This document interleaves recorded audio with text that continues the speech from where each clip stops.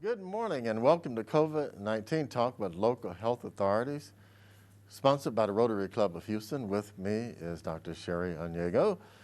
With Harris County, Dr. David Persse. With the City of Houston. This is sponsored by the Rotary Club of Houston. I am Stephen Williams, Director of the Houston Health Department. Been a busy week, right? Is the content of each dose the same or is the second one stronger? The content of each dose is essentially the same. There's no higher dose in the first or a higher dose in the second. The contents are the same. Okay. Pfizer and Moderna doses are listed as 30 versus 100 micrograms of vaccine. Pfizer shows a slight edge in efficacy. What does that mean and why such variance in the amount? I think that'd be a good question for a virologist who makes the vaccines. Yeah. I don't think I can really answer, but the bottom line is that the efficacy was within a half a percentage point of the two, and that's where the rubber meets the road, so that's what matters. So it's really not a significant difference. Now, practically, no. Practically, okay. FDA shows Pfizer 83.1% have some reaction, but only 1% are severe. Moderna lists 74 for some reaction and 1.2 severe. What, if any, is the takeaway? Yeah, I mean, I think the major takeaway is that both of these vaccines, just like any other vaccine, are what we would call reactogenic. And so people can typically have common side effects. And so just because one has maybe 80% reported side effects and one has 70%, the typical side effects are going to be pretty much the same for both of these. And usually folks will have mild symptoms like maybe even a low-grade fever, but primarily the largest side effects is going to be soreness at the arm. They may have a little bit of fatigue. And I think we've talked on previous shows that the amount of people who had these really severe reactions, or what we call anaphylaxis, has been very minuscule in the grand scheme of things. But the vast majority of both of these vaccines are going to have those typical side effects that are associated with it. I think part of it is that some of the semantics. I think it's a misnomer when we talk about adverse events or adverse effects being fever, body aches, and these things that you discussed, because that's actually your immune system responding. That's not adverse at all. That's exactly what you want to happen. If somebody has a severe, an allergic reaction or the much more rare severe allergic reaction, that's an adverse event, but that's the 1% or less. That's right. But all these other things that people are saying, I got a little bit of fever, I got a little achy, well, then that's good. That's what you want to happen. So we really need to think about changing how we characterize that. It's not really an adverse event. It's really an expected event. Exactly, Right. exactly, Okay. exactly. And then on the converse end of that, just because you don't experience that does not mean that the vaccine is not effective and it's not doing what it's supposed to do either. That's right. So. Does it just depends on the individual's physiology or what? Yeah, I mean, I think that part of it is related to that, and I think that the other thing is that, you know, obviously there are underlying conditions that people may have, and the way that their body responds when they receive a vaccine is also dependent upon it as well. The other thing, and I hate to say this, but the other thing is that the individuals, we all have different tolerances, right?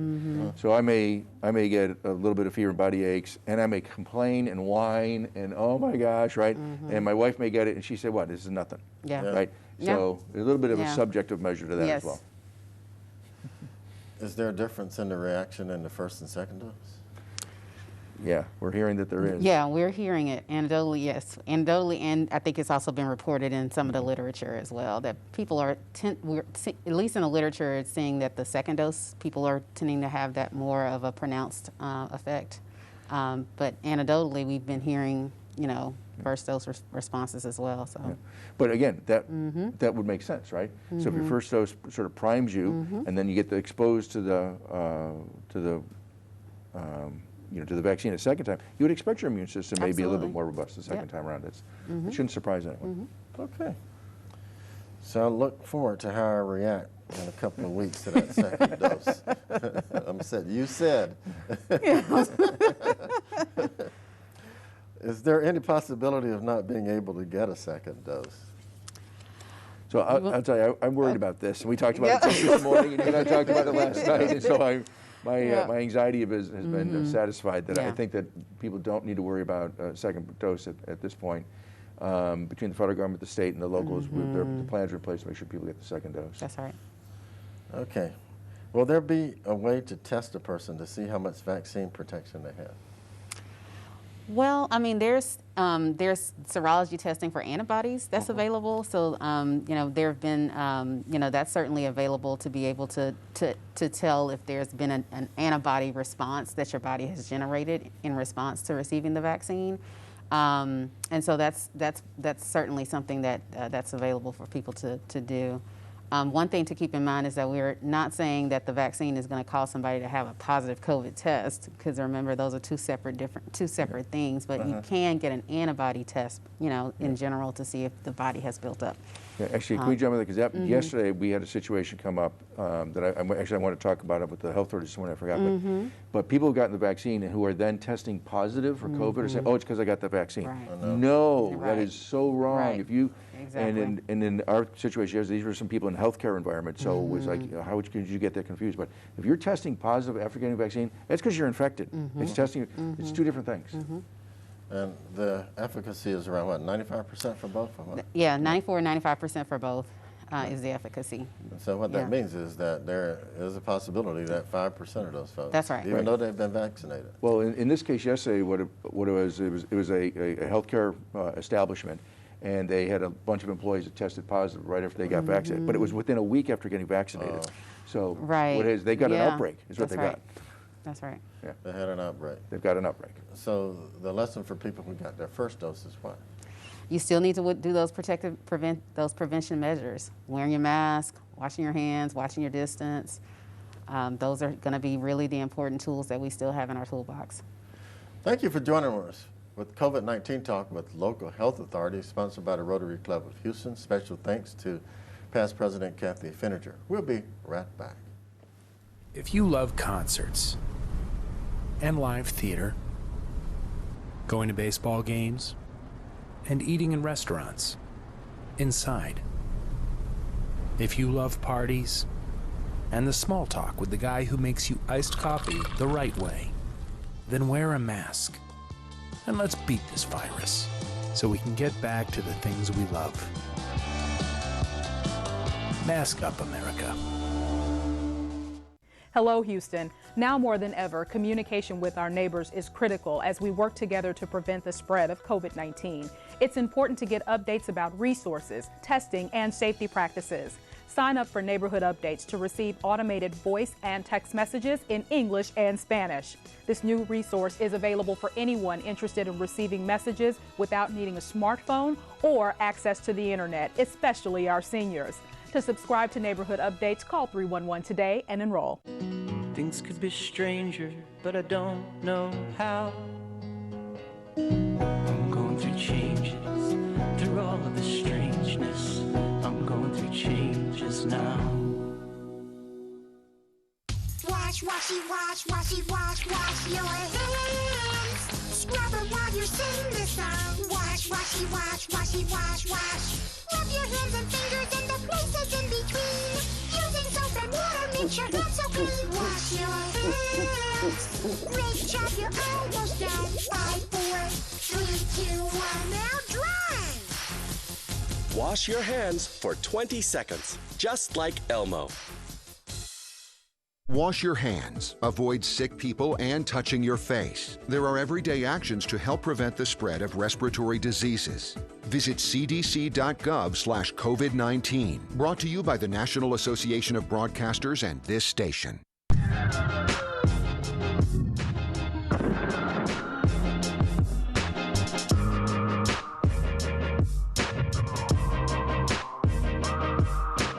Welcome back to COVID-19 Talk with local health authorities.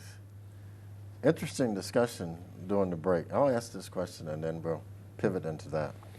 An Israeli health authority said many people have gotten infected between doses of Pfizer. Is that happening here? Well, I think that it's certainly one thing that we have to continue to inform people that the vaccines are 94 to 95% effective, so there's still that opportunity for potential infection to occur. And the other thing to keep in mind is that these vaccines were authorized and approved on the basis of them reducing severe clinical symptoms of COVID. So we're still, studies are still underway to really tell us more about transmission, to tell us more about the asymptomatic cases. So all of that's happening right now. So those are still potential questions that we don't necessarily have all the answers for. But I think the thing to keep in mind is that it is a 2-dose platform that we have available right now. And then the most effective or robust immunity or protection comes when you get that second dose. And then it's 10 to 14 days after you get that second dose. And so beyond that, we still have to do those prevention measures that we continue to talk about with the 3 Ws. So tell me a little bit about, you said that there are ongoing studies. So what answers are we going to have, and how long will it take to get some of those answers that people are asking about effectiveness, whether it's going to be an annual dose or? Yeah, I don't know exactly. I mean, one of the things, the ongoing studies right now about transmission, that question, transmission, or is it something that we're going to learn more about asymptomatic transmission. I mean, those are happening right now, so hopefully we'll be able to see that data fairly soon. And then we're also seeing that they're doing the studies now in pregnancy and in children, and so hopefully we'll have, that data may be a little bit later down in the pipeline for that. Okay, and during the break we were talking about folks that have actually gotten COVID twice. Yeah. So not a big surprise that about this time in the pandemic we're hearing more and more cases of people who become ill a second time. And so the theory is, there's a couple of theories. One is that if you become infected once and you don't develop terrific illness, that you may have only been exposed to a small amount of virus when you got exposed, and therefore you had a mild illness. But then you also only developed a little bit of limited immunity to it. And whereas if you got sick the first time, theoretically, then you got really ill, you may have developed a more robust immune response. But with both of those, we don't know how long. So the sort of rule of thumb right now is that if you had a moderate or mild illness the first time, you maybe will get up to 3 months of immunity with that. And so we're at the point now where we're seeing a lot of folks that are getting infected a second time.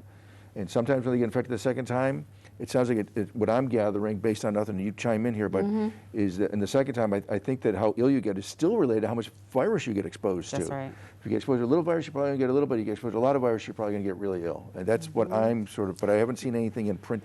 Yeah, I haven't seen anything in print, but that's anecdotally what I've understood as well. And so certainly I think that one of the things we also want to inform people about is that now that we do have the vaccines available, and although they're available in limited supply, just because you've had COVID does not mean that you should not still take advantage of getting that vaccine, because the immunity that one gets from the infection is not going to be substantial enough compared to the immunity that you get from the vaccination.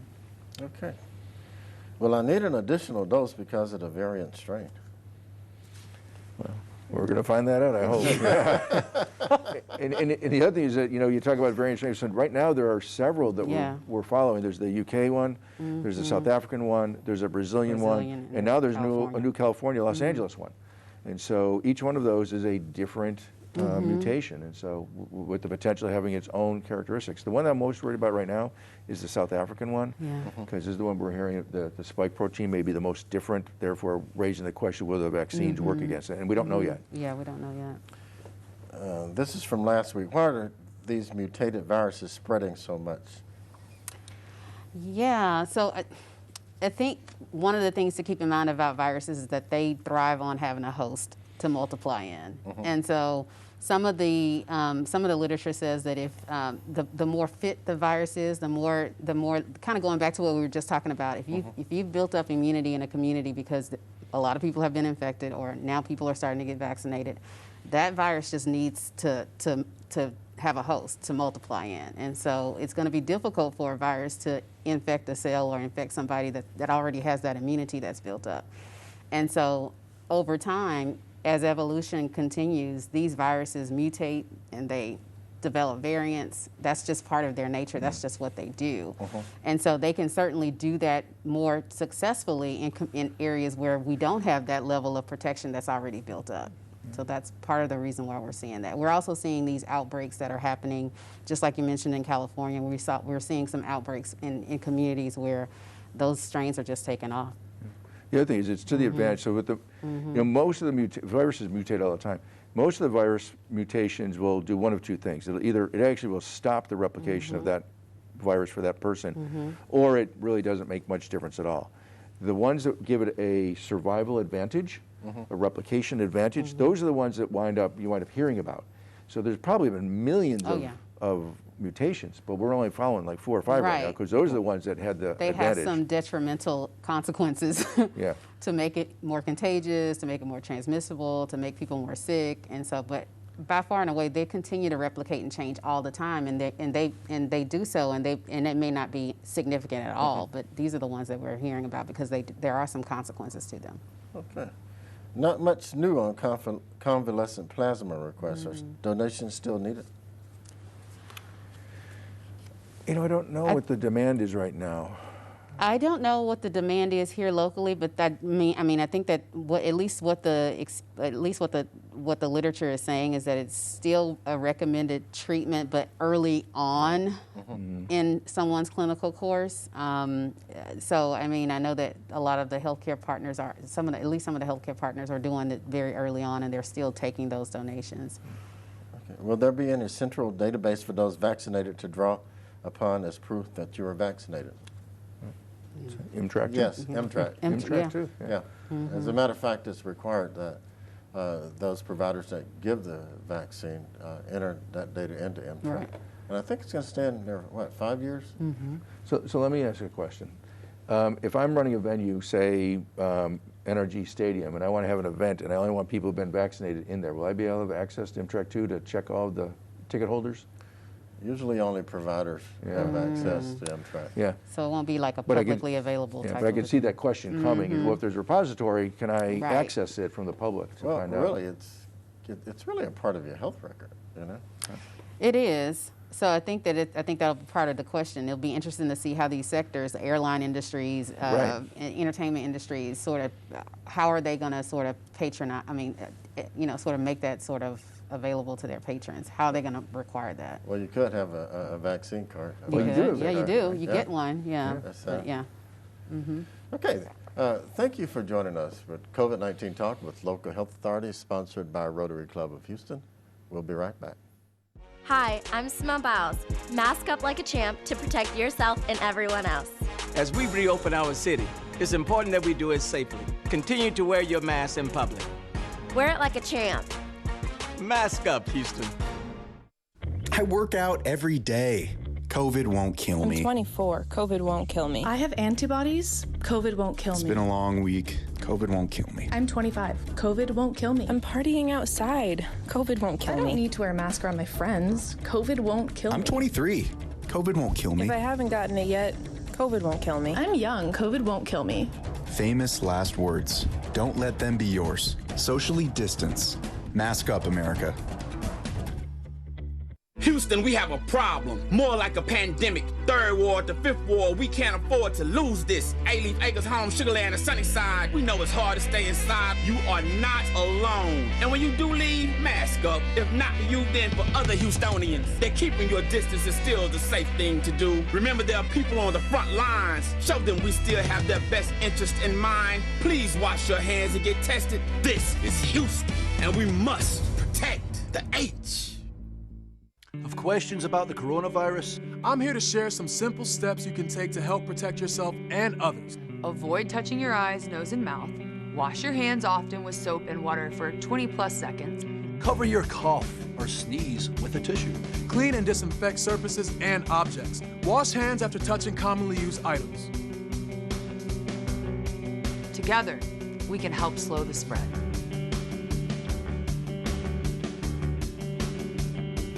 The fight goes on, because just when you think this opponent seems to be pinned down, it comes back to life. So keep your guard up, because if your mask comes off, the fight is lost for all. Wash your hands. Avoid sick people and touching your face. There are everyday actions to help prevent the spread of respiratory diseases. Visit cdc.gov/COVID-19. Brought to you by the National Association of Broadcasters and this station. I hear someone go, "Didn't it come from you guys?" Strangers cough at me. Move away from me. Someone spit towards my direction. All the stereotypes that we've worked so hard to break are just going to be reversed. And I won't let that happen. We all have to play our part. I donate my plasma. I've been making masks. We deserve respect as much as everybody else. I'm a firefighter, not a virus. I'm a mask maker, not a virus. I'm a nurse. I'm a delivery woman, chef, a neighbor, artist. Bus driver. I'm a doctor. Fight the virus. Fight the virus. Todos tenemos nuestras pequeñas rutinas. Cosas que hacemos casi sin pensar y que no podemos olvidar. Que repetimos una y otra vez por nuestra seguridad y por la de nuestra familia. Ahora tuvimos que añadir algunas más para proteger a todos. Cada día cuenta. No te olvides. Ponte la máscara. Distánciate. Lávate las manos. Hazte la prueba. Hazlo siempre. Haz que cuente. Downtown is an art lover's dream with more than 65 pieces of public art. Welcome back to COVID-19 Talk with local health authorities, and I actually have a text coming in with a question. After I recover from COVID-19, do I still have to quarantine if I come into close contact with someone else who tests positive? Yes, Yes, we still absolutely. recommend quarantine. Is there a window of time after recovering in which I can assume that I have immunity and that I do not have to quarantine? No. No. No. Now, you know, I said earlier that there's this rule of thumb that maybe, but that is sort of across large numbers. So per individual, you unfortunately have no guarantee that you have immunity. That's right. Is there a target date for herd immunity? 2022. 2022, you think? That's what I've heard. I've heard as far as 2022. Based on the the process of getting it out to the general population. Yeah. I'm hoping it's going to be early, like the fall. Yeah. But one large airline said keeping middle seats open is a PR strategy and not a safety strategy. Are you still within you're still within 6 feet even across the aisle or in front and behind? Your opinion? So, you know, there was I just looked at an MMWR, Morbidity and Mortality Weekly Review, that looked at a case where they had the passengers on a plane and they had them fairly spaced out, and they showed how people several rows away got infected, but the person right next to them didn't. So the point is, the rule of thumb is what we said. The closer you are, the more compact you are, the higher the risk. The more spread out you are, the less the risk. But there's no guarantee that there's no risk. Right. Absolutely. Right. What's the positivity rate for the city and the county? Right now we're at 19.4%. We've been hanging around at like 20, and so we're starting to see a little bit of decline, which is hopeful, but we still want to, again, not let down our guards. Right. But yeah. How many cases are needed to accurately determine if those vaccinated can still spread the virus? Who's looking at this? I don't know. Not sure about cases are needed to determine. Maybe reproductive. Maybe we can. Is it more like reproductive? Yeah, maybe. I'm not exactly sure I understand the question. I think we're puzzled by that because you're referring to cases. And this is really referring to, transmissibility, right? So I do know that both Moderna and Pfizer, the studies that came out looked at how many people became clinically ill. Yeah. They are now currently looking at how many people who got vaccinated may have contracted the virus but have subclinical infections. So that's being looked at, and hopefully we'll have that answer soon. Right. I don't know if that answers the question or not. Okay. There's been so much commentary about wearing masks. Now that we have had months of data, what is the best mask to use? I have a difficult time wearing a mask along with my hearing aids and glasses. Any ideas?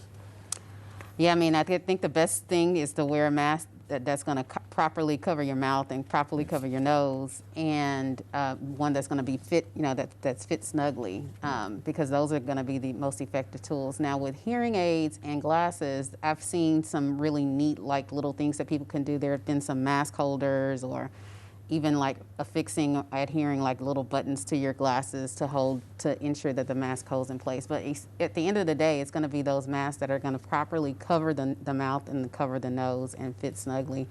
And a lot of times those masks with the valves are a little bit tricky, and they shouldn't be the ones that people really try to get because, Yeah. So cloth. multiple layers. That's right. I'll tell you one thing that I've been seeing more and more was one of my pet peeves. People just wearing a plastic shield. That is worthless. Yeah. That is no good at all. And if somebody's having trouble with glasses and hearing aids, you can see where they may be tempted to go to that. Yeah. That is of no help at all. Okay, this is a good question. If I live in a senior residence house and all of us are vaccinated, is there a reason to continue to wear a mask? Yeah, Yes. absolutely. You still need to do it. And the reason is, one, is you don't know, particularly with the elder population, we don't know whether or not everybody actually has become immunized. And that's a high-risk environment in terms of elder folks, if they get sick, tend to do much worse. So why would you risk it? So. Right. And then to that point, we don't know what everyone's level of immunity or protection will be. Right. You can't assume that it will be, 90+%. Right. So those prevention strategies are still needed. After you receive shot 2 and wait 10 to 14 days, do you think air travel is safe? Really, 2 questions, really the same last 2 answers.